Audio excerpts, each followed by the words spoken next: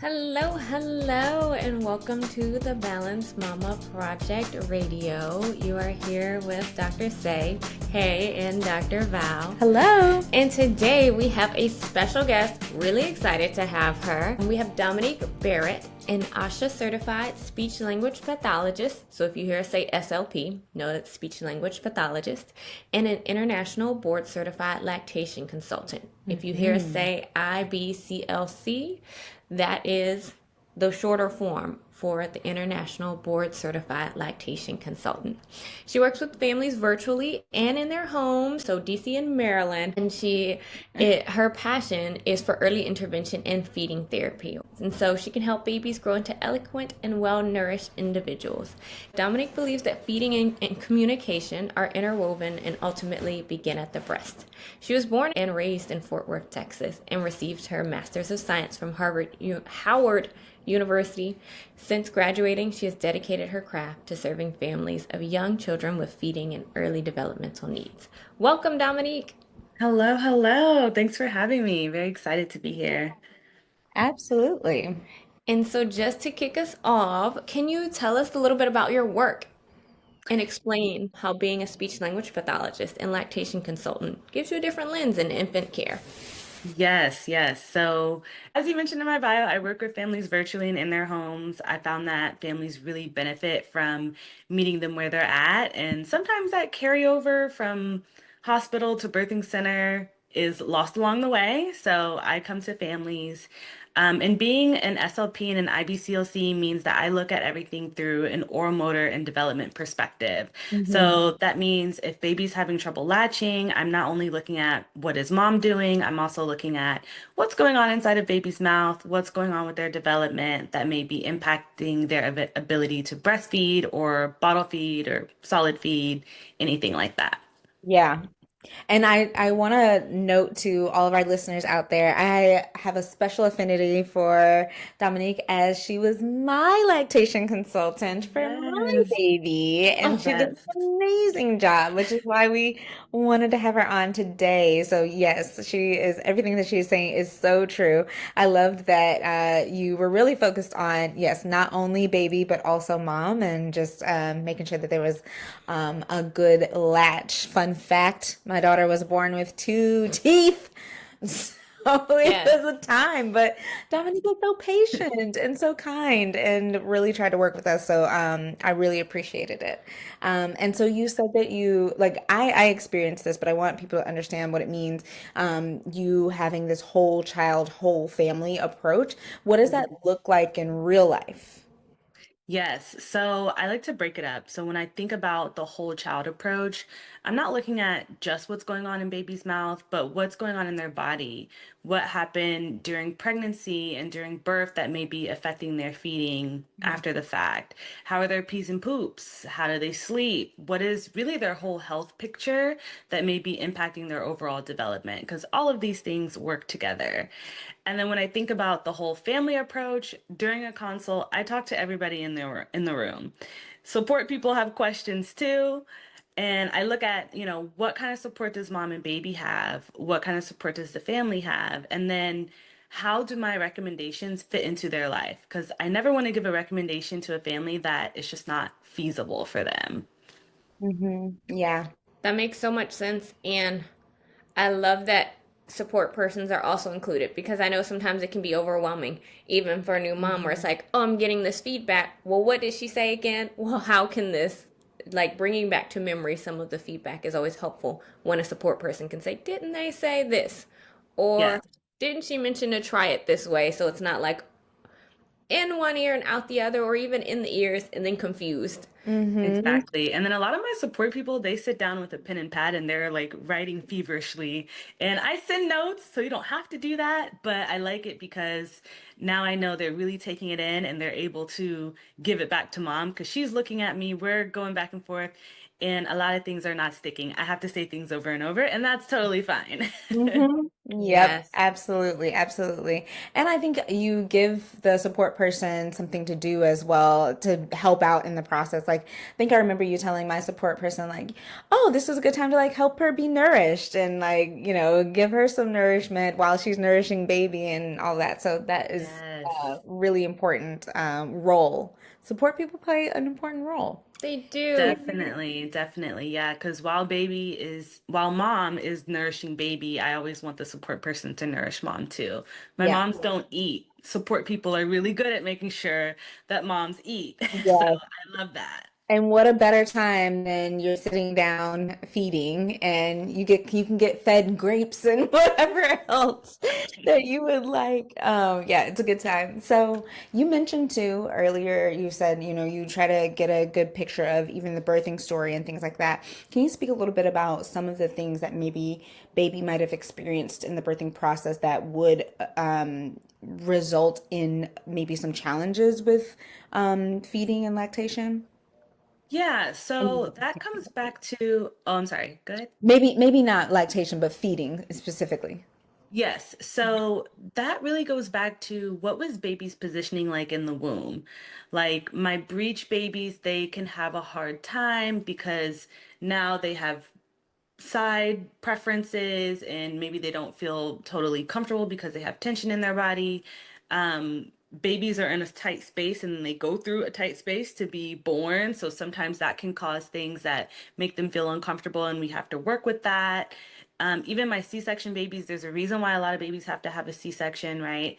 So what happens during birth can impact feeding because we have to see what happens to baby, if anything happens to their shoulders, to their hips, Mhm. to, God forbid, one of their ribs. I've had babies that have had broken ribs. There's so many things that can happen. And we have to look at that and consider that when we're talking about breastfeeding or even bottle feeding. Mhm. That is insane to think about. And I only say this because, yes, baby is a tiny person, but I don't think that is often considered. Well, yes, getting from the womb into the world can be quite the experience. And even resting in the Yes. womb, I'm like, your personhood, you were there. You, like you said, having tension on one side. Or the way that you arrive in the world can be Mhm. really impactful. And so that is something that I have not thought about. I know Yeah. you mentioned you believe feeding and communication begin at the breast, and I think actually I'm curious as to what led the belief system. So really, it was working in early intervention and seeing what was happening with my kids. I started off working with like 3-year-olds, 4-year-olds, and some of the things that was going on with them, feeding wise and even communication wise, I was like, how can we catch this earlier? How did this Mhm. already come up? And now it's developed to a point where they're a walking individual, and because they can't communicate, they're communicating in other ways, which might be behaviors. So how can we address this so that it doesn't get to this point? Especially when it comes to food, because food is a very social thing. As humans, food is one of the most social things that we do when we eat together. So they're really interwoven in a lot of ways that people don't fully understand or don't realize. Mhm. Yeah, that makes sense. And I love that you did this kind of there's a parable in health equity where there's a talk about a person who is trying to figure out the root cause basically of why people are drowning in a river, and he's pulling people out of the river, but then he goes up to figure out why people were drowning in the first place. And it sounds like with your work as an SLP, you were noticing that these older kids were having some things that could have been preventable maybe from an earlier age. And so I love that you went back to like, let's actually address these root causes to make sure that these babies are not experiencing this at an older age. I think that's really important.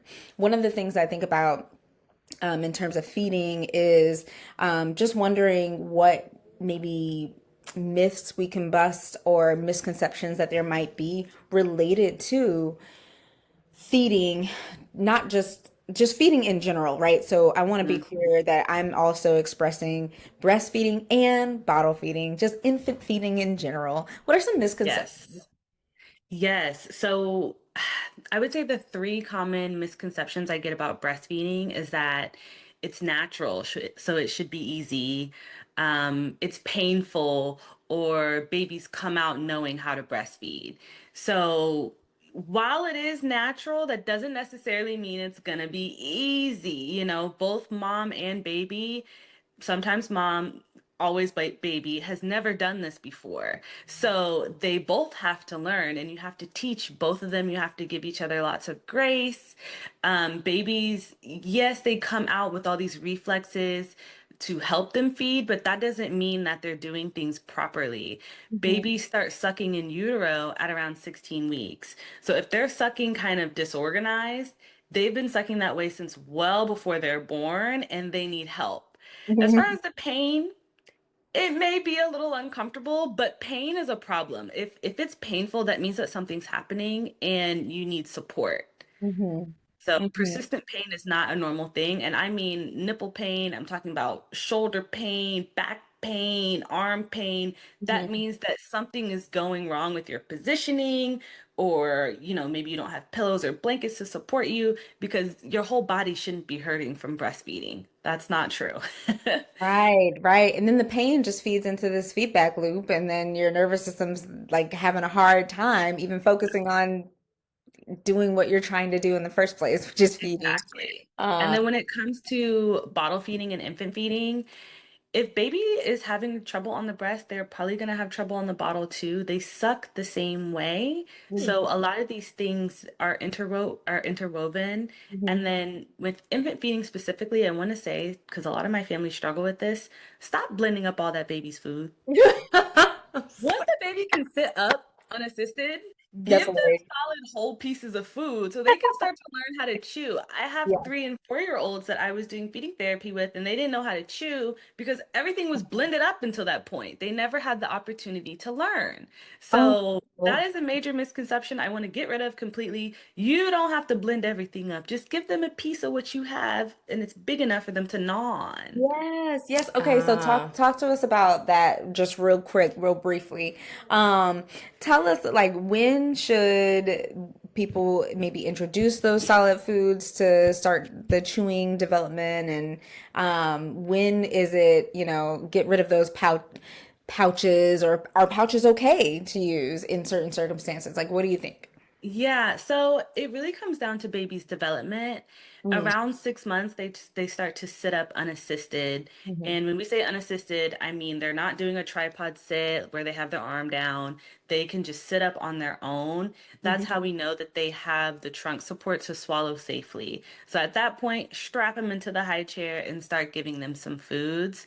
I really love Solid Starts as a resource for families because they have a first foods database mhm, that helps you to figure out how to prepare these first foods. So I always point families in that direction because a lot of families don't realize that your baby can eat the same exact thing as what you're eating. You just have to prepare it in a way that's developmentally appropriate for them. yeah, So like, around 6 months, you want to go ahead and start giving them food.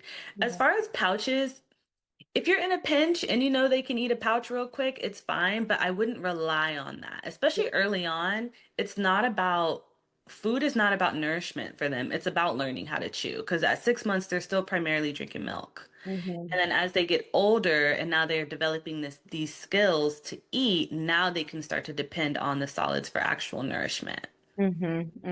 Totally, totally. That makes That sense. it does. And that is really cool to think about. Like, okay, Mhm. this is learning the skill. Like you learn to be social. You learn to problem solve. Like Mhm. you have to learn and give the opportunity, learn how to eat.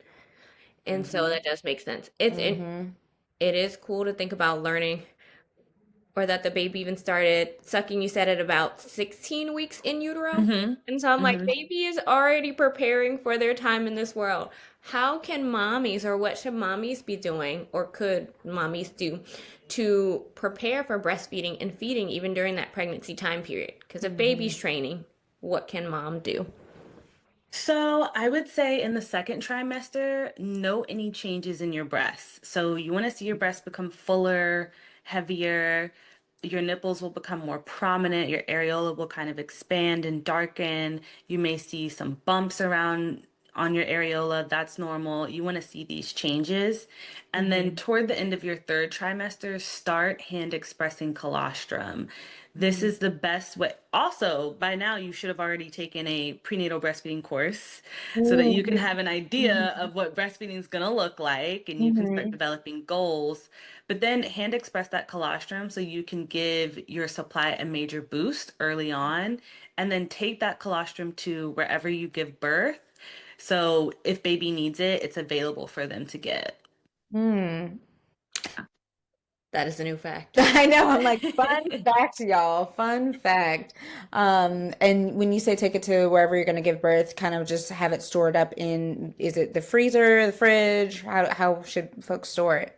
So you're gonna hand express and collect it in like a syringe. If you go on Amazon and type in colostrum collector, you'll see a small like flat tip syringe, Mhm. and then you can freeze it. And if you take it to a hospital, the nurses on the mother baby floor will know exactly what to do with it. Fantastic. That's fantastic. Good to know. Good to know.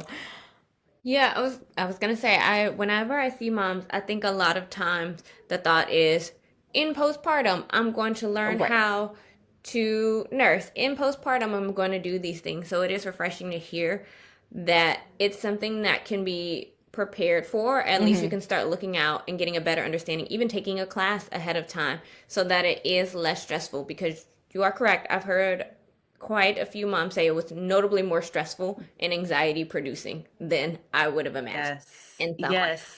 And Yeah. I have a lot of moms that they think about the birth so much. They think about the birth, the whole pregnancy. They plan out the birth and exactly how they want that to go. Hmm. But birth is just a moment. Right. Feeding starts right after birth and then it's forevermore.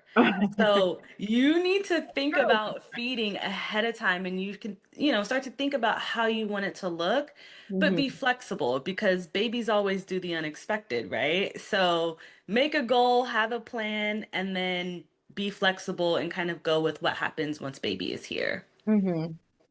I love that. The lactation plan, because my birth plan, lactation plan. That's Yeah. very important. Yeah, absolutely. And so you were mentioning that there are some things that you can focus on during pregnancy, right? And like you want to some changes you want to see. So you may want to see some darkening of the areolas, like the darker spot of the breast, maybe Mhm. some bumps, normal, things like that. What are maybe some signs to moms that they might need a little bit of extra feeding support post birth? So, what are some signs that they might be seeing during pregnancy or something like that that might be an indicator? Yeah, so basically the opposite of that. If you don't see changes in your breast, then that is a red flag. You may want to set up some support. Mm-hmm. But also, if you had any difficulty getting pregnant or you have any type of hormonal diagnoses like PCOS, hypo or hyperthyroidism, a pituitary disorder, you might want to go ahead and set something up just in case. If you, after birth, if you weren't able to see a lactation consultant or you were separated from your baby for a while, then you definitely want to set up support.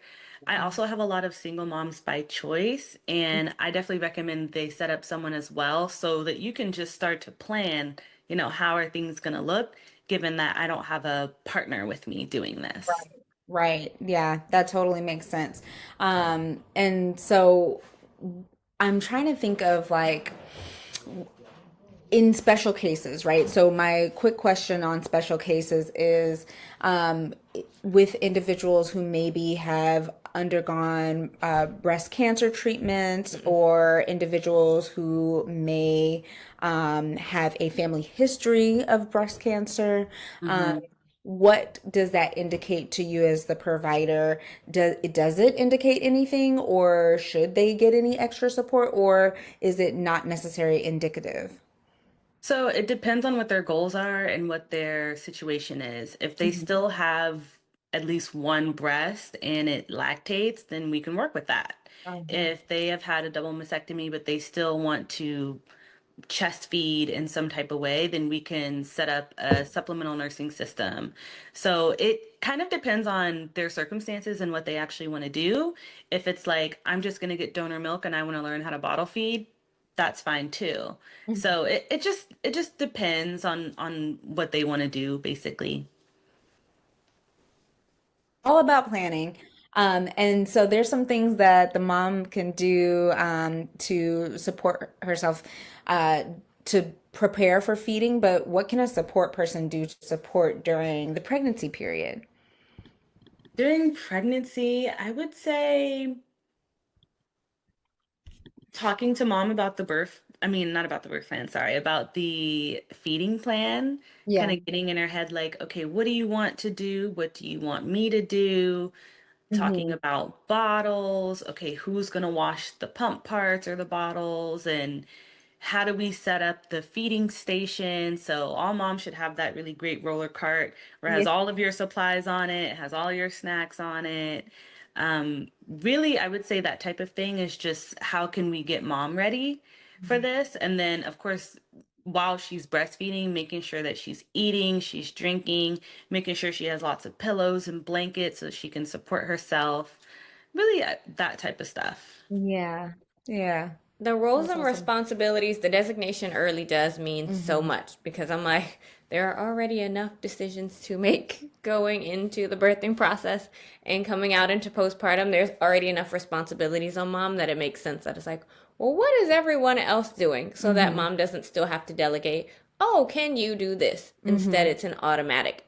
Okay, I know that you're washing the bottles. Like, I know that you're doing A, B, or C. Hmm. That would relieve a lot of stress for, I think, many of. Yes. Take as much off her plate as you can, for sure. Yes. Yeah. Well, I know we talked about preparing ahead of time, and even different positionings that the baby might be in, different birthing factors that might affect how they feed. Are there some pretty common feeding challenges you see in the first few weeks postpartum, like any routine patterns that you'll see? Yes. So the two main things I get are I have no milk and breastfeeding is painful. Oh, Hmm. So a lot of women don't understand when your milk comes in. So in the first few days, you have your colostrum, which is very thick like honey, and baby doesn't even need a whole lot of. Their tummy is still really small. It's really no bigger than like a plum or an apricot. oh, So they actually don't need that much milk in the beginning. Between day 3 and 5, your milk comes in. For my C-section moms or moms that had a difficult birth, it may take a little bit longer, so give yourself grace. And, as the milk comes in, then baby's appetite increases. So you kind of have to wait and you have to stimulate the breast in the meantime. So that's going to be hand expressing, pumping, and that's how you get your milk. As far as the pain, so a lot of the pain comes from not knowing how to do things correctly.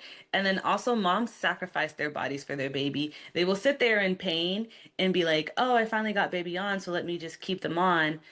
No, unlatch them and do it again, or try to deepen the latch, because if it's painful and baby's just munching on your nipple, they're not even getting as much milk and you're in pain, and so now your stress is going up, your milk is going down, and it's just this domino effect.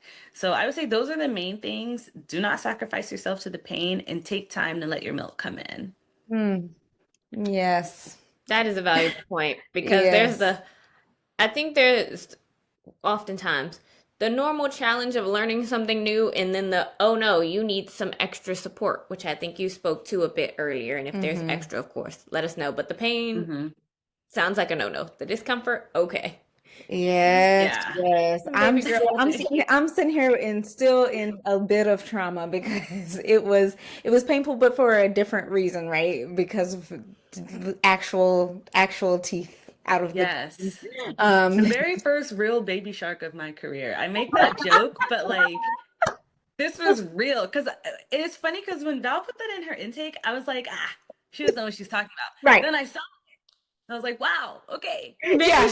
Yeah, shark. because all the providers would be like, "Oh, okay, do you mean just like you can kind of see the white out of the gums?" And it was like, "No, no, no, no, no." She's smiling at me. She literally has the two bottom teeth. They're up. They're out. Like I'm talking a centimeter or two.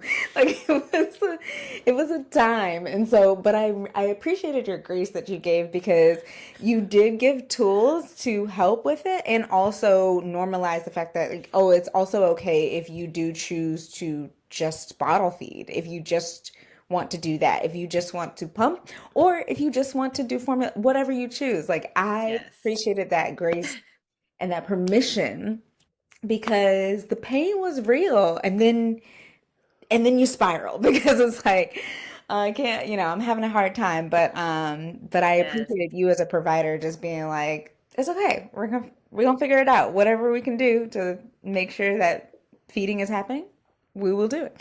Uh, Yes, my pleasure. And listen, I'm the provider that's going to give moms an out. If you want to quit, we could quit. We could pivot. Let's do something else. Either way, you're going to feed this baby. That's why I believe there's no such thing as failing at breastfeeding because you're going to feed your baby however you can. yeah. Yeah. And I'm going to help you with that. And I'm not going to judge you. I like breastfeeding. It's definitely super healthy for the baby. But if it's not healthy for mom's mental health to Yeah. focus on breastfeeding, then let's figure out something else. Yeah. Totally fine. Yes, absolutely. I think even being flexible with the expectation takes a lot of stress off and would make it easier to say, hey, yes, if I want to do it in this fashion, I can. If it's challenging and I want to push through the challenge, well, since it is challenging and I want to push through the challenge, okay, I'm going to do it. But if not, that's okay.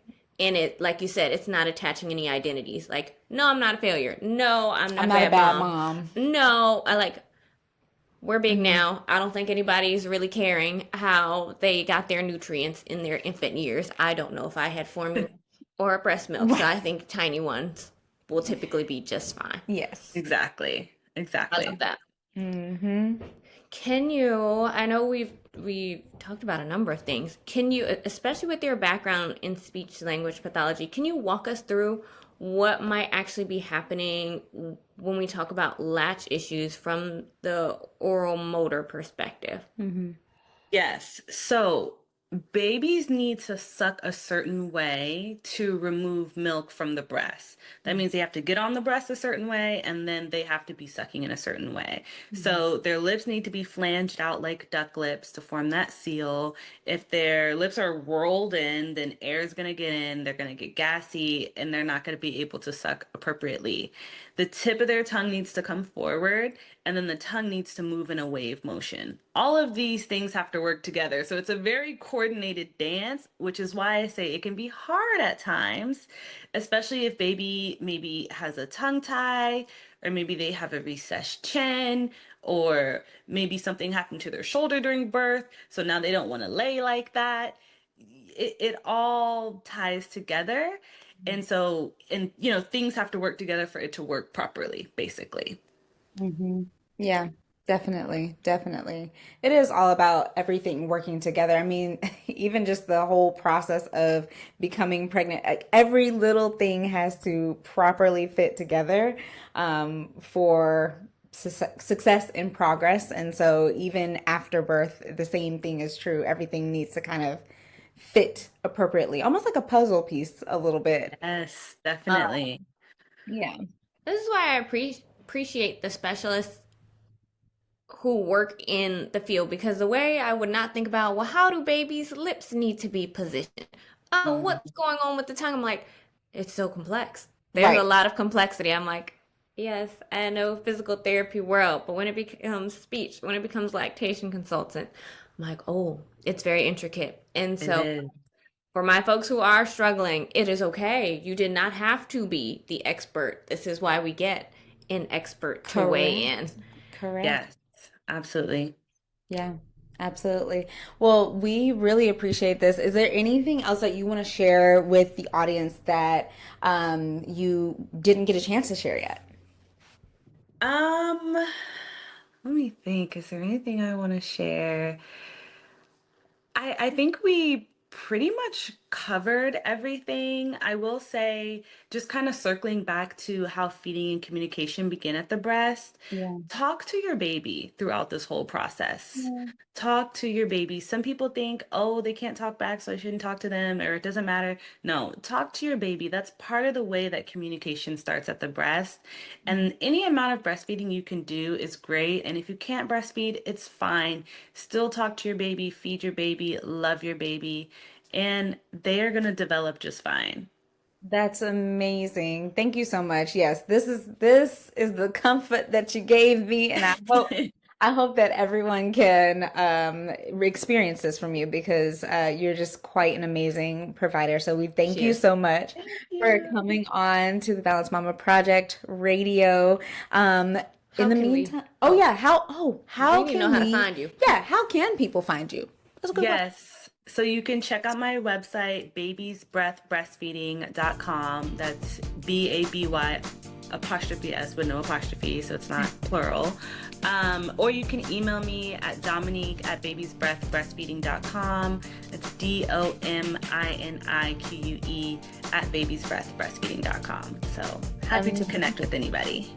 Awesome, awesome. Okay, we will definitely have all of that information in our captions. We appreciate your time. Thank you so much. In the meantime, stay balanced, mamas. Bye.